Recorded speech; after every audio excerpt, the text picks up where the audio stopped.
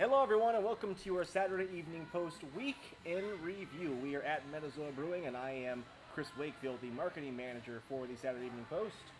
I'm Nicholas Gilmore. I'm a staff writer at the Post. I am Jeff Nilsson, Director of Archives.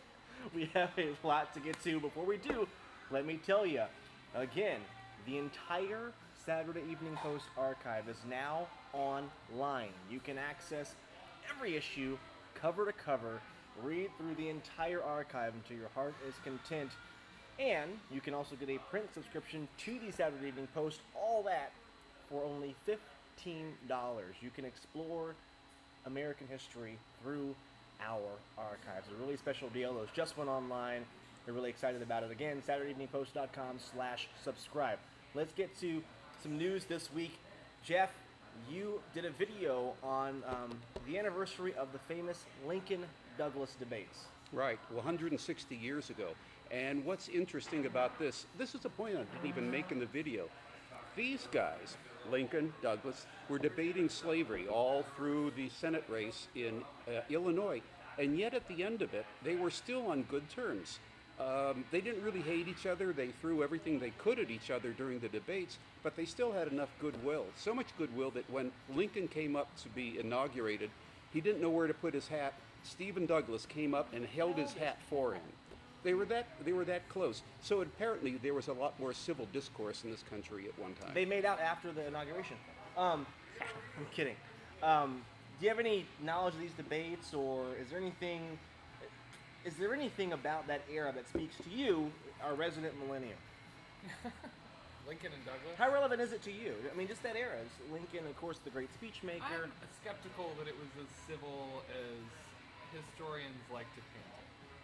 That's Really? what I will say. Yeah, I mean, I just read here and there stories about, congressmen, different politicians fighting physically, using really nasty. One almost got beat to death on the floor of the Senate with a cane, Charles Sumner. Yeah. But So how civil was it, Jeff? it was, well, I remember Could you that. imagine today Mitch McConnell taking a cane to some Democratic senator on the floor? I can. Stop that. Actually, there were civil, but remember, these were white guys debating slavery, so it wasn't quite as heated as white and black. You can see that video over at SaturdayEveningPost.com. A lot of great stuff in that video, things you may not have known about those debates. Also over at SaturdayEveningPost.com, Nick, you wrote a piece about America's first female mayor. Where was she mayor, and who was she? And when was this? Yeah, so this was Bertha Knight Landis, and she was born 150 years ago. And she was the mayor of Seattle Okay. in the 20s. This was shortly after suffrage, during Prohibition. So she kind of rose to prominence in Seattle through these women's clubs and ran for council, city council, and she got 80% of the vote. Wow. More than any man previously had gotten in Seattle. And then she won mayor, I think, in 1926. And they had 2-year terms for mayor in Seattle at that time. And she was a reformer, so she was, cleaning up the city. She maintained that women were better for politics because they didn't have these ties that men had and these career ambitions in politics. Hang-ups. Yeah. A lot of what she said still resonates today. And Seattle actually just elected their second woman mayor last year. Really? Yeah. They're ready to try again. Jenny Durkin. The first time was so traumatic. Yeah. And this time she's a lesbian, so it's really cool. So Seattle's quite progressive in that. Yeah. I just find it interesting that it's been that kind of a gap, some 90-something years almost, between female mayors. And we would consider Seattle to be quite progressive. We don't see it as a very conservative place. So. Yeah, you would now, for certain. Again, you can read Nick's piece over at SaturdayEveningPost.com. One more thing I want to get to is a piece we have up. It's the Halloween season. You got your mask on. Troy Brownfield, who's not here this week, wrote a piece for us about scary but funny Halloween movies. You get a chance to see this list of movies? Yeah, I've seen them all, I think. Some of these movies are really great. Young Frankenstein, The Rocky Horror Picture Show, Love at First Bite, American Werewolf. It's hard to, when you're younger, kind of get the concept, at least for me, of funny horror. To me, when I was young, it was all horror.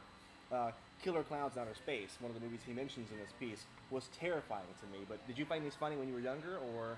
Yeah, I mean, I always loved Young Frankenstein. The Rocky Frankenstein. Horror super fan. Oh, you are. Yeah, You ever been to the live show and the dress up and the? several times. Have you, Jeff? No. Do you have a favorite horror movie? Sound of Music. It's scary. It is. They got Nazis and everything. Nail biter. You can see Troy's piece over at SaturdayEveningPost.com as the Halloween season comes upon us, and we'll have more Halloween-inspired pieces. I want to talk about some upcoming projects that you two are working on the next week or so. What do you have coming up for us to view? I'm drawing a complete blank. I'm working on midterm elections, a list of 10 of the biggest midterm elections that had an impact on American history. Anything you found so far that's especially revealing or surprising, or? Well, I'll say the record turnover. Every president, every first-term president has lost House seats for his party at the midterm elections, except for 2. And you have to read to find out. I was going to guess, but okay, it's fair enough, fair enough. What do you have coming up? Yeah, writing about coffee and why these millennials love their These darn millennials. single origin, specially brewed coffee. Newer trends, what's going on. It's pretty interesting. I saw a commercial just yesterday for a coffee that's made in the hills of some African country. It was like a minute-long commercial about, and it wasn't about how the coffee tastes. It was that you should drink this just because it came from this very special place in this part of the world.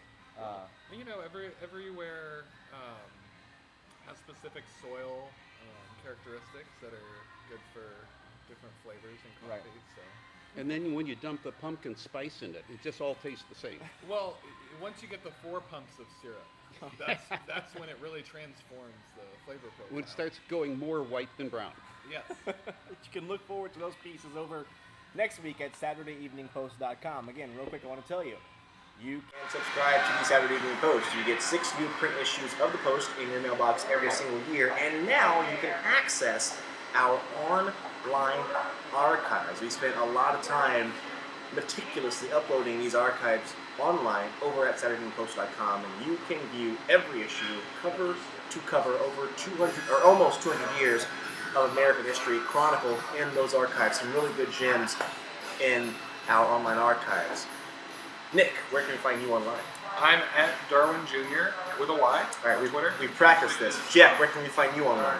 At Jeff Nilsson, 2 S's. You remembered.